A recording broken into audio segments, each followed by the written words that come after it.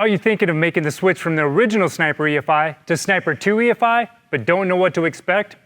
This video will show you the ins and outs of upgrading from our classic Sniper EFI to a Sniper 2 EFI ecosystem for non-PDM equipped setups. First off, congratulations on your Sniper 2 EFI purchase. Every Sniper 2 EFI system is built right here in Bowling Green, Kentucky to exact standards, then extensively tested before it leaves our facility for true bolt-on and go performance. To ensure an even higher standard of quality, every throttle body is serialized and then laser etched with a QR code that links you to the Sniper 2 EFI installation instructions, software updates, and warranty registration. Converting your vehicle from the classic Sniper to a Sniper 2 EFI ecosystem is easy and straightforward.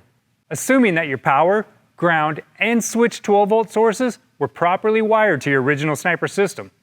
I'll walk you through the process of removing your classic Sniper and upgrading it with the state-of-the-art Sniper 2 EFI ecosystem. Start by labeling all vacuum lines connected to your classic Sniper throttle body. This includes items like your brake booster, any vacuum advance, or other vacuum accessories.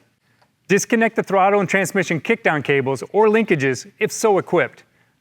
Now remove the throttle body from the intake. Remove the old throttle body gasket and clean any residual gasket material that may be left behind on the intake manifold.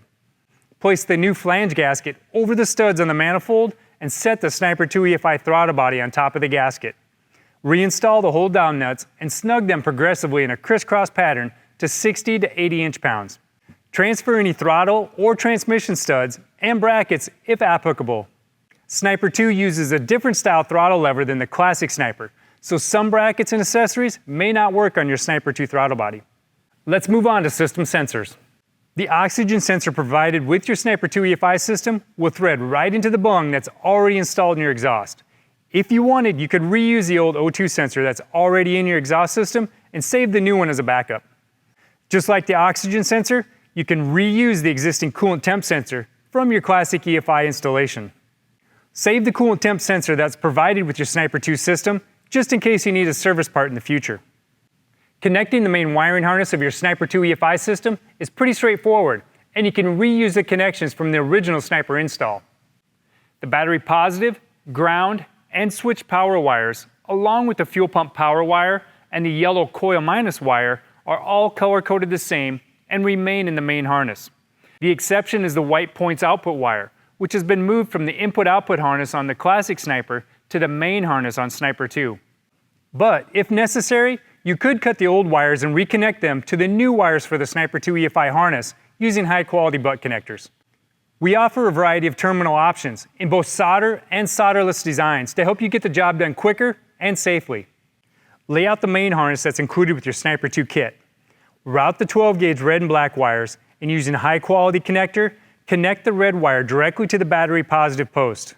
The black will connect directly to the battery negative post. Although it's not required, whenever possible, connect the power wires to an isolated terminal by using a dual-post battery. Route the pink 20-gauge switched power wire to the clean 12-volt switched ignition source that was used to power up your classic Sniper system. The Sniper 2 harness has a dedicated fuel pump relay wired into it, just like the classic Sniper. Connect the blue wire directly to the positive side of the fuel pump and properly secure and protect the wire from any potential heat or rub hazards. Then connect the negative side to a good chassis ground. If you plan to reuse any of the input or output features from your classic Sniper, here's a comparison diagram that'll help you quickly pair those accessories with your Sniper 2 harness. Sniper 2 uses a 6-pin auxiliary input-output harness that takes the place of the 10-pin I/O harness found in the classic Sniper. Wire colors and some of the wire functions have changed between the two input-output harnesses. The Sniper 2 input-output harness has 2 programmable inputs and 2 output relay triggers, along with a TPS output that has a 0 to 5 volt reference. The TAC output is also still in the I/O harness, but has changed colors from brown to gray. Missing from the I/O harness is the white points output wire, which is now loomed into the main wiring harness of your Sniper 2. Next, we can move on to wiring your ignition system. Sniper 2 EFI can be wired and configured to control both fueling and spark timing for your engine. Or it can be set up to control fueling only, depending on the distributor and ignition type that you choose. Option 1 is the coil minus ignition setup. This is a non-timing control option and allows you to connect a points or large cap HEI style distributor to the Sniper 2 system. On a points distributor, connect the yellow coil minus wire found in the Sniper 2 main harness to the negative side of your coil, along with the trigger wire from your distributor. Connect the power wire from the points distributor to the positive terminal on the coil. If you're using a large cap HEI style distributor, connect the yellow coil minus wire in the Sniper 2 main harness to the TAC terminal found on the HEI distributor. Switch power should be run to the terminal that's labeled battery on your distributor. Option 2 is also a non-timing setup that allows you to connect a capacitive discharge ignition box for hotter spark. Sniper 2 is not controlling the spark timing in this scenario, but you do get the benefits of increased voltage output, quicker starts, and improved high RPM performance of the CD ignition. To connect the CD ignition to the Sniper 2 harness, you'll need to purchase an adapter, which plugs into the 3-pin ignition connector found on your Sniper 2 main harness. The connections for adding a CD ignition have changed slightly. Our classic Sniper had a connector integrated directly into the harness. Sniper 2 now uses an optional harness that plugs into the 3-pin ignition connector found on the main harness. The purple wire then gets spliced into the TAC output wire coming from your CD ignition box. You'll then wire the rest of the connections for your CD ignition per the manufacturer's recommendations.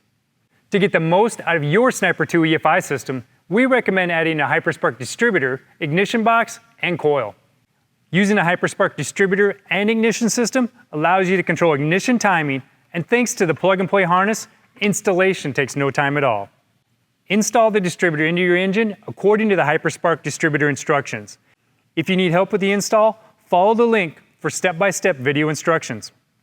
If you've already installed a Hyperspark distributor on your classic Sniper setup, simply disconnect the distributor at the 3-pin connector, then plug it into the 3-pin ignition connector that's found on the Sniper 2 main harness. This connector provides the distributor switched power, ground, and connects the signal wire from the distributor to the Sniper 2 ECU. Connect the Hyperspark 2 ignition box and coil using the dedicated harness. Wire the 4 Hyperspark ignition leads as follows. Red goes to battery positive and the black to battery ground. The 20-gauge red wire is connected to a switched ignition source, and the white ignition points input wire gets connected to the white points output wire coming from the Sniper 2. Remember, the white points output wire is now in the Sniper 2 main harness and not in the input-output harness.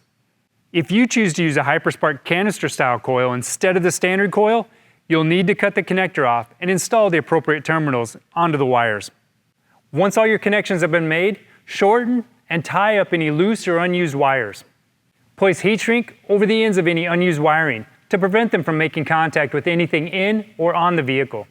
Next, there's a couple of things that you need to be aware of when connecting your interface to the Sniper 2 system. First thing you'll notice is that the CAN bus connection has been upgraded to an M8 style connector for better connectivity. The second thing to note is that the handheld has to be connected to the corresponding M8 connector cable that's attached to the throttle body. Do not connect it to the M8 cable coming from the Sniper 2 main harness. Your handheld will not work if connected here. The user interface connections have a keyway that only allow it to be connected in one position.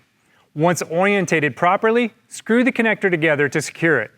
If you're routing the cable through the firewall, be sure to use a grommet so you protect the cable from sharp edges and vibration. Once the calibration wizard and the initial setup has been completed, the handheld can be used as a gauge display, but it doesn't need to be connected to the Sniper 2 EFI system if you don't want it to. If you decide to disconnect your handheld display, make sure that the interface cable coming from the Sniper 2 throttle body is capped and secured properly to prevent any damage. After the installation is complete, simply run the calibration wizard and perform the startup and first drive operations to ensure that your Sniper 2 EFI system is functioning at peak performance. You can also transfer any custom calibrations you may have in your classic Sniper to your Sniper 2 EFI using the free Sniper EFI PC software on our website. Thanks again for purchasing your Sniper 2 EFI system. We hope you enjoy it. For more information on installing or upgrading to Sniper 2 EFI, visit us at Holley.com.